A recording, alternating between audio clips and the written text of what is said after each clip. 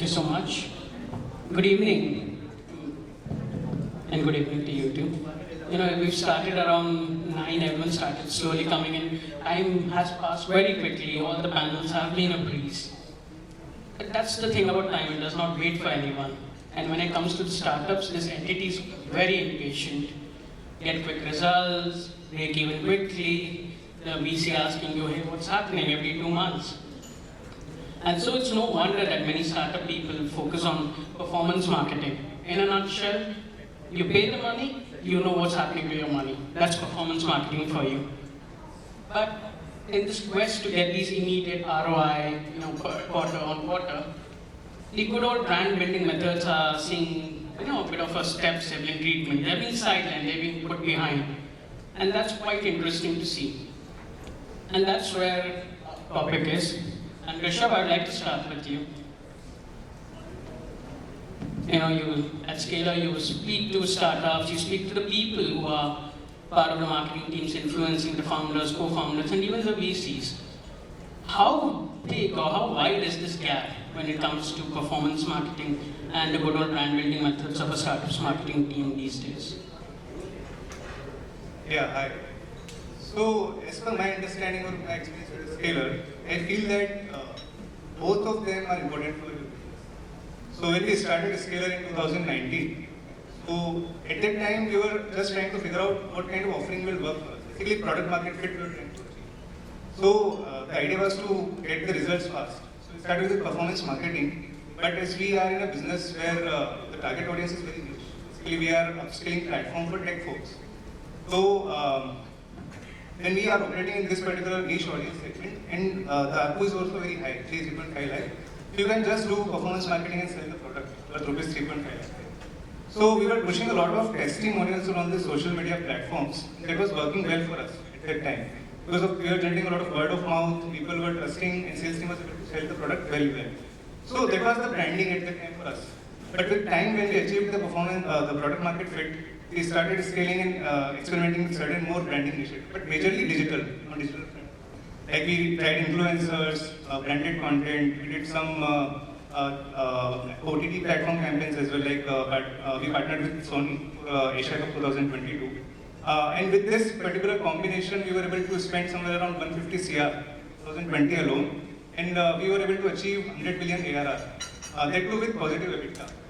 So yeah, that was the combination that was working for us, and with time, we were optimizing on both the fronts. So it's not just performance marketing or not just brand marketing, but a proper combination.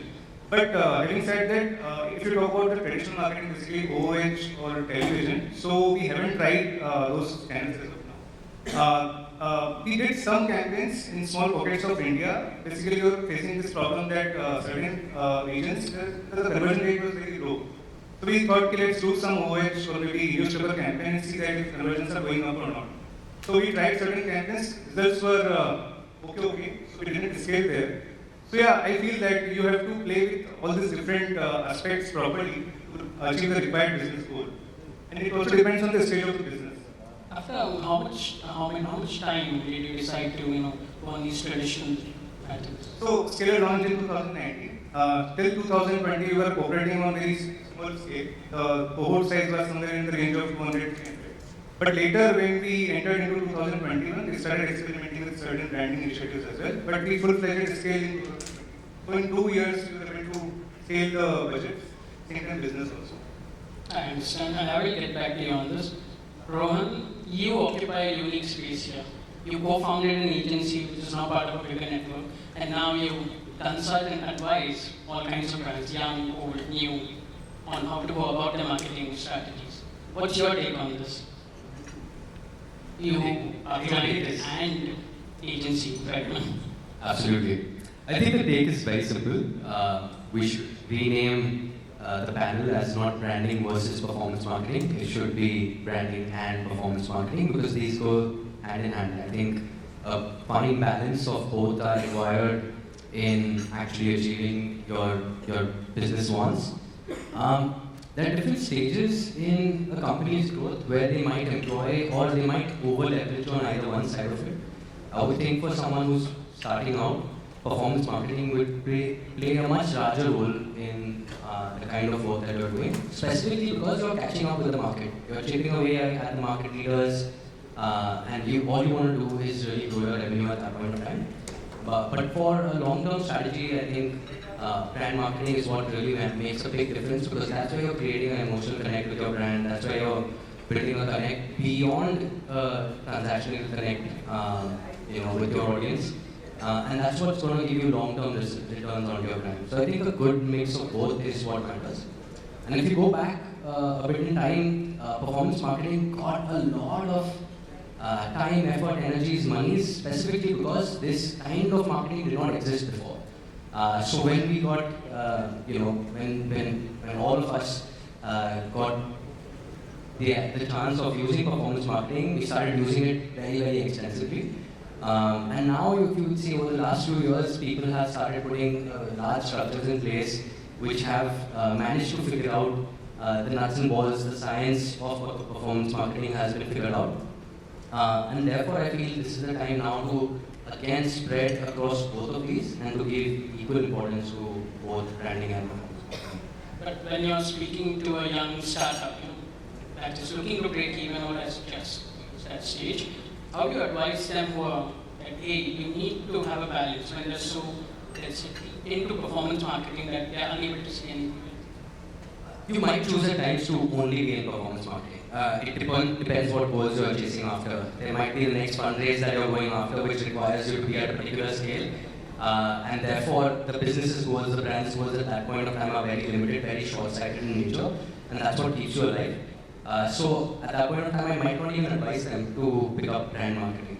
It really depends what the goals of the organization are and where they are with where the market is at. If they have, utilized a large portion of the low-hanging fruit, a large portion of the bottom funnel, that's when you would then start telling them that you need to start focusing on brand marketing. But it really depends on business to business, on client to client, on how you would advise them at that point of time, and depending on the goals they have. Thanks. Nidhi, the consensus right now from the two is that there needs to be a balance. But for a traditional advertising agency with such a legacy like McCann, when you speak to these young brands, how do you advise them? What do you tell them? So, unfortunately, I also have the same response because I know, but coming from yeah. the legacy advertising, do they have like, hey, what can you tell us that we do that? That's what, while you're talking about startups being very hasty, that I need the money, I need to put in so much. We face another issue where we've got the legacy brands, I don't want to name them, wanting to go very young and very Gen Z appealing, and they want to be in every space. And at that point of time, they are willing to compromise on their branding part. Now, in my opinion, what happens is somewhere this whole conversation of branding versus performance marketing is actually stretch on the budget. Ideally, in an ideal world, probably they want to do both. But just because you have to pick one, I think this is where the whole conversation comes in with, where I strongly believe that if you have a brand, if you have something which is as solid, that is when you start, figuring out in different places. So whether it's the different cohorts, whether it's the different channels, you need to have a substance to actually be there. So, like a couple of examples which came up today also. So if you take the likes of say Paperboard or Viva or Sutta for that matter, it was a story. It was something which was very different. While of course a lot of them did not even get into any sort of advertising for a very long time, what got people glued to them was the product, was the story, and in a way it's branding, right? Probably it's a different way of looking at the brand. It's just changing the KPIs probably of branding, making it more relevant to the audience, which says, where is it, where's my money, what are the returns? Storytelling, good storytelling is the bedrock of any successful brand. Yeah, absolutely. How do you build storytelling for a startup that's steeped in performance marketing, that's measurement driven, data driven, number driven? How do you build storytelling for such an organization? So any startup which comes in, I think the basis of that is that there is a story. It's not that anyone starts out just because they felt like there is some hidden story. It is like somebody said, we named it Nagin because we saw the Nagin dance. Somebody named it, Mama Earth because they saw it from the point of view of a mother. So I think the startups, in fact, because the people, they are the ones who actually are consumers. Most of them, if you see the stories, are consumers who turn into entrepreneurs because they saw a genuine need which is there. And I think that is the story which, as an agency, we try to bring out. Because, like you're saying, people might be muddled up with, oh, there's so much number, there's data, etc. But at the core of it, what is that one single consumer tension? What is that one single story that you really want to tell the world? That is what really makes the difference. I agree with you on this. And Arvind, you are the proverbial suit on this matter. You are the final decision taker. And you work across categories for so many years. When does performance marketing end and you have to bring in the balance for a young company? How to start with? I think if I look at branding and performance, and I quite understand that startups, many small companies start with performance marketing. But what if you flip? Start with storytelling. Just a point. So I think in the end, if you want to build a sustainable brand, right, and not just 2 quarters, say quarter back, there is no substitute for long term. And brand building is hard work, right? Not for a moment, for context, McDonald's. I will tell you what the mic a bit higher, please. Thank you so much. And for context, McDonald's, we do fair bit of both branding and performance marketing. But branding is hard work. It's not just one token initiative the whole year. It has to be done in and out every time. Now, why is that? The fact of the matter is, and it's very well proven, that a large number of customers, most customers out there are non-buyers or light buyers. What performance marketing does is just the high intent consumers get converted. So very simply put, there are a huge number of non-buyers and light buyers out there of the brand, of the category, who are not thinking of your brand. How to favorably dispose them, how to build memory associations, right? That is a primary. So much so that there are people like Les Binet and Peter Field who order 60-40. 60% branding, 40%. Now, obviously, they are the first to say it's different from context to context, category to category, and so on. The point I'm making is, it's not performance marketing is the heart and brand is a malai on top, right? If anything, I would say branding is key, and performance marketing converts the favorably disposed consumers, right? So for me, starting point would be how to build a brand. Then elements like storytelling, building distinctive assets, right? What do I mean by distinctive assets? Sometimes, for example, a brand like Beardo. So it's so easy to come to mind when you think of taking care of your beard. So building those distinctive assets over a period of time, all of that is hard work, investments.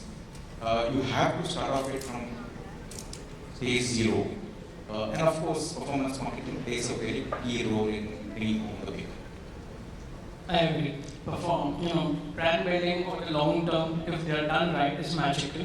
And I can take the example of an old McDonald's ad where this young boy wants to impress this little girl. So he brings up the Mac, I'll keep finding change. That still stays with me even after more than a decade.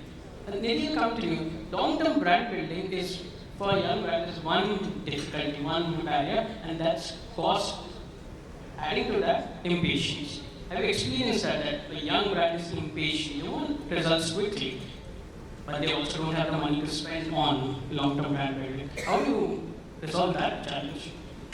That's a very regular challenge which is there, especially for not just startup brands, but a lot of brands who are wanting to rejig themselves, they want to change. And somewhere where they get caught is that they feel, okay, branding is one thing, and especially when I'm on digital, when I'm in all these modern channels, I need to behave in a slightly different way. But again, taking the example of McDonald's, because I think one brand and one of my favorite brands for sure, is, the minute you say McDonald's, that whole color, the logo, the product, everything around it, the fun, the tonality which is there.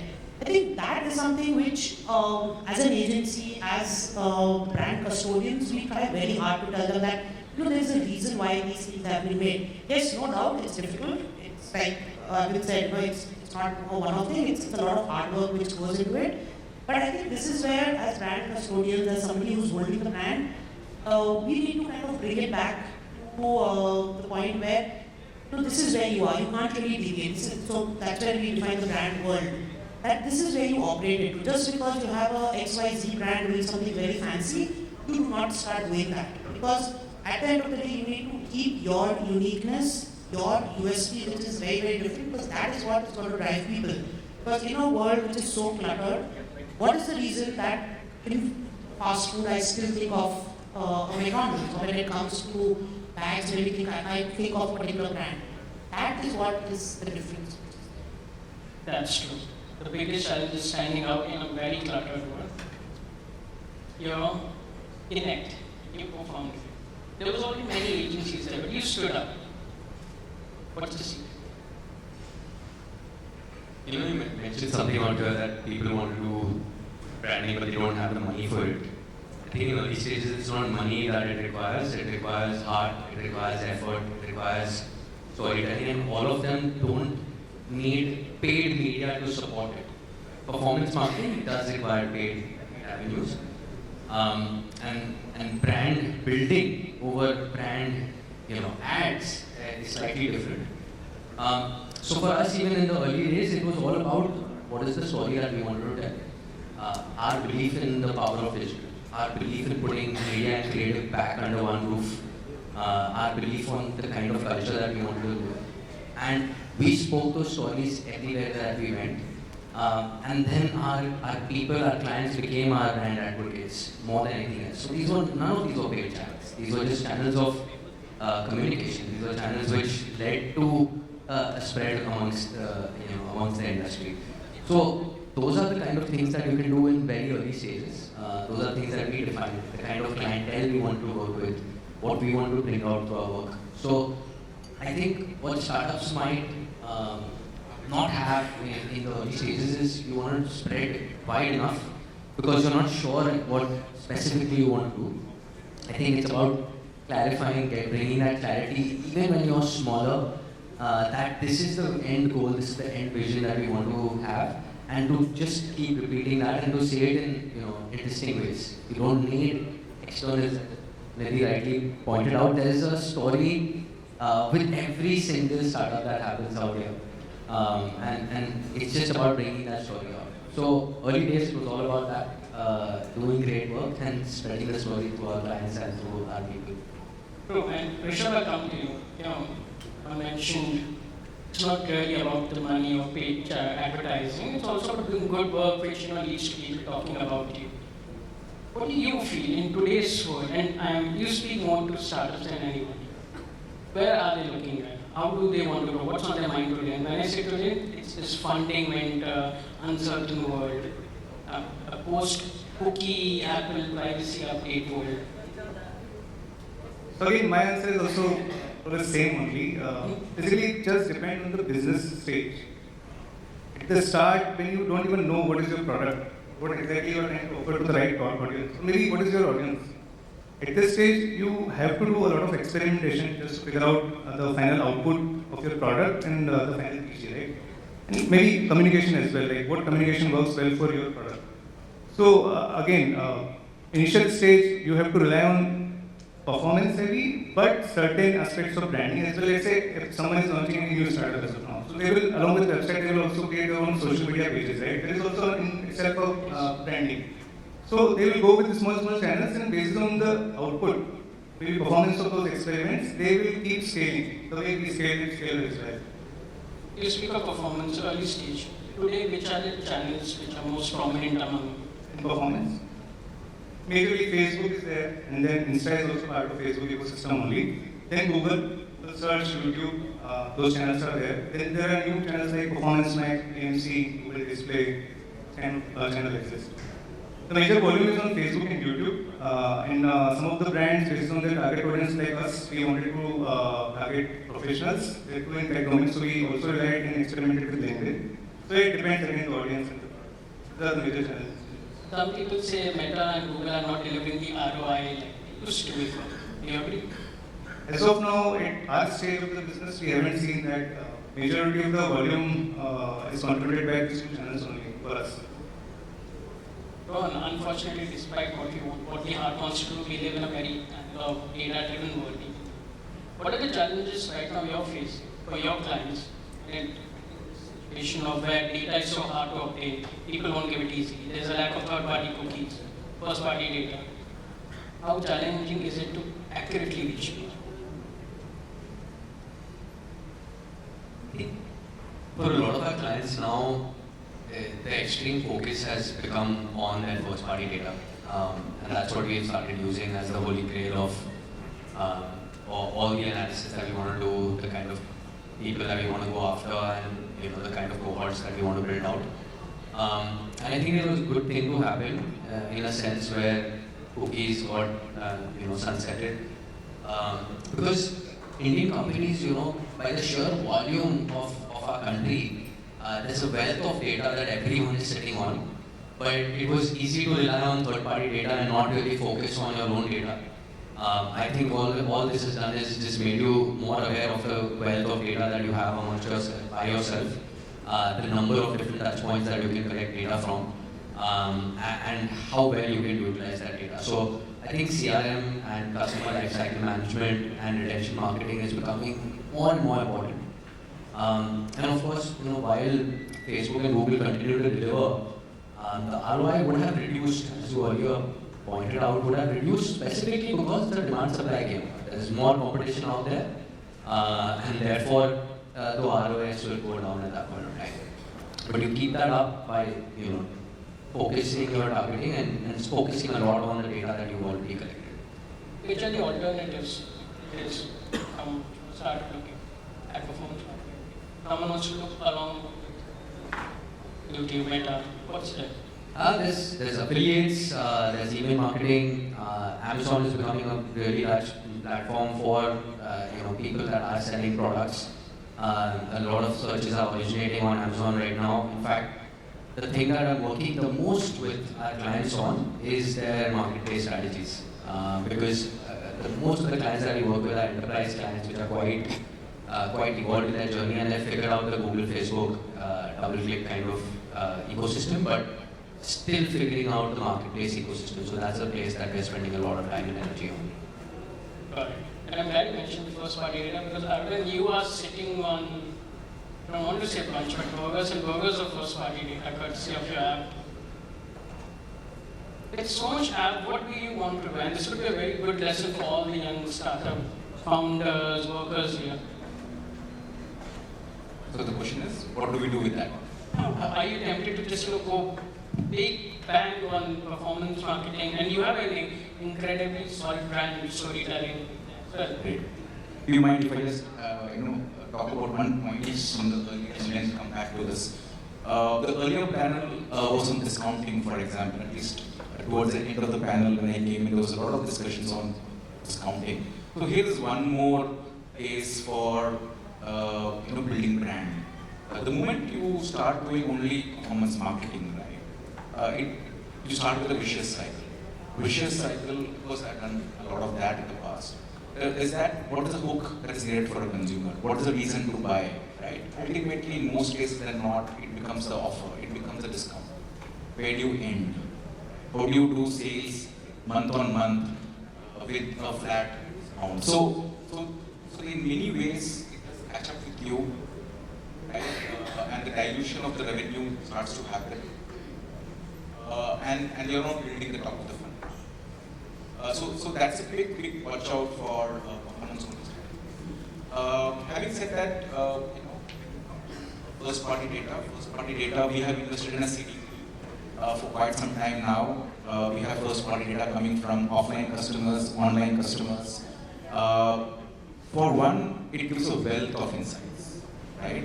The kind that we didn't have before. And all of them are behavioral insights. The best kind of insights are behavioral insights.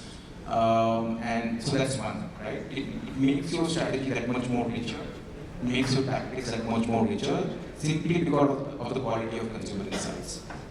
Secondly, talked about the impending death of the cookies and so on and so forth, the kind of impact it will have on the overall ecosystem.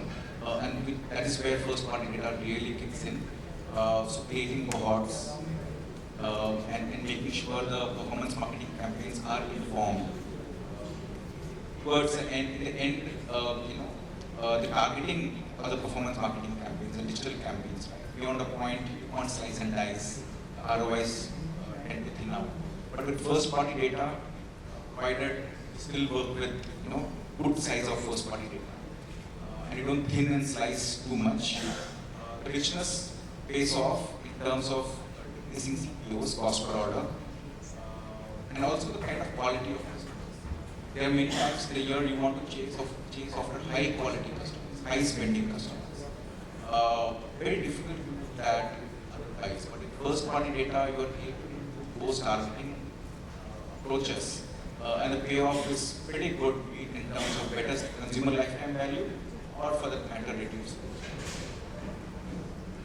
These are some interesting points, and I will throw the panel open to all the audience. Any questions you have? And I have one last question before I go open. All of you think you are the founder of a startup right now, and all the knowledge you've gained till now, that's it. You are the founder of a startup, the same context, okay, so everything is there. How much money would you, or percentage would you allocate to performance and the good old long time consuming brand building? To start off, maybe 60-70% performance marketing, and slowly then fine tune it over a period of time. When does that fine tuning start? 2 years, 3 years? So I think, for example, when I advised a few startups, I would say, you need to have a number of a kind of customer base in mind when you're starting off from zero, right? Because at some point in time, repeat sales start to kick in. That's of course assuming you have a great product. Most of your consumers want to buy your product. At some point in time, there's a repeatability in the sales that come, right?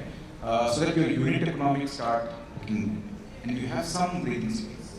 So I would say, what is that customer base you have in mind, and how do you reach that as quickly as you can? Then you start going for investing behind brand building. And the great point made, brand building is not brand advertising, right? There's so many avenues now in terms of brand building. Start with those zero cost, low cost avenues before you dream big. Understood. Nidhi? So, like we discussed, I would definitely put in the efforts, the money, priority for brand building. That being said, if I were to give it a split, I don't think I'll get into performance marketing unless I have a strong brand. Okay. So at least for the first 2 to 3 years, till the time I start getting those loyal consumers, till the time I start getting a very clear idea. Because right now what happens when somebody rightly pointed out that to know who your target audience is. So one is, as a starting point, probably every brand has the same target audience, but it's when you start filtering it down, when you start sharpening it, which is where the target audience spills into your performance marketing as well. Because who are you actually going to advertise? And performance marketing is nothing but making your product available to people to see, capture their eyeballs in the right space. If I were to break it down, that's what it means. So in my opinion, I would definitely focus first on the brand building, and simultaneously, like I said, once I have a decent enough brand, I start getting into performance marketing. I understand. Rishabh? Yeah, so again, I'll just give you an example of scale. So as a nation that we started with performance marketing, but after a certain scale, let's say we started with maybe 50 enrollments in one cohort, but when we touched 250 enrollments in one cohort, we started seeing that the performance CAC, PL, CPC all started going up. That's when we realized that now to build more audiences, even for performance marketing, we have to increase the awareness of our brand. And that's when we started branding efforts, and we started seeing good results for performance as well, along with branding. So yeah, when we face a similar kind of situation for my startup as well, I'll start with performance and then gradually I'll do again, as mentioned, zero or maybe low cost branding efforts. But when I see that the performance marketing is going down, then maybe there is a time to start some branding initiatives. Again, it depends the kind of product you are offering, the kind of target audience you are having. Yeah, and the stage of business you have. If you don't have money, you can go definitely for high ticket size branding initiatives. It also depends what kind of pockets you are having at that time. Fair enough. I would say 75-25 or 80-20 in the favor of performance marketing. And from the timeline on where I would start spending more towards branding would be break even, start making money, and start bringing the skew more closer and closer to 50-50. You need to have customers, you need to have money at the start, and therefore the skew in that sense. But yeah, efforts need to be there on brand building from day one itself. I will agree with that. You have to put in your efforts from day one. That's it. That's a very wonderful way to end our discussion and open it up to the public. Anybody has questions?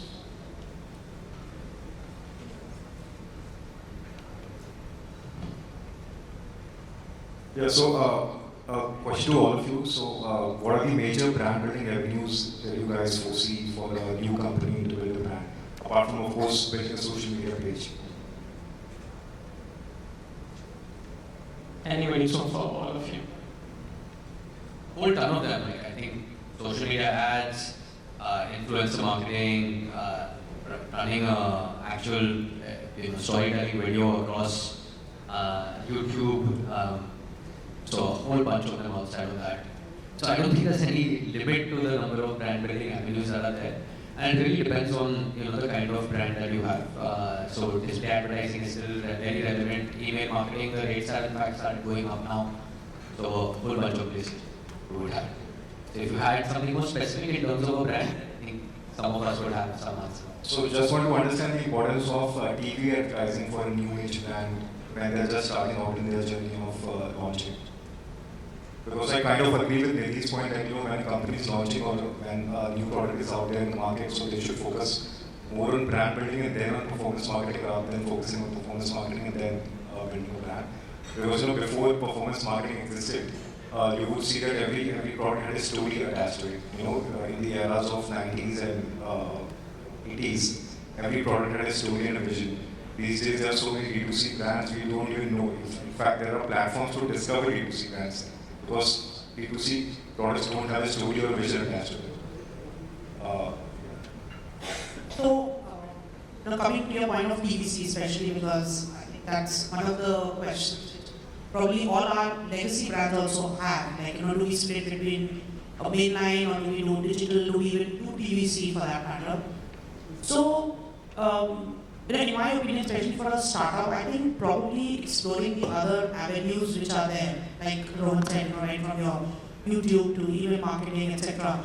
And basically just testing and understanding how it is. So the way we kind of break it down is, if you launched a product, even for one of the big, if I look at Asian Paints or Bajaj, etc. And when they do a product launch, they ideally start off with a BTL campaign. The BTL, of course, can have different aspects. You focus on the different cohorts you want to go to, you focus on the different geographies.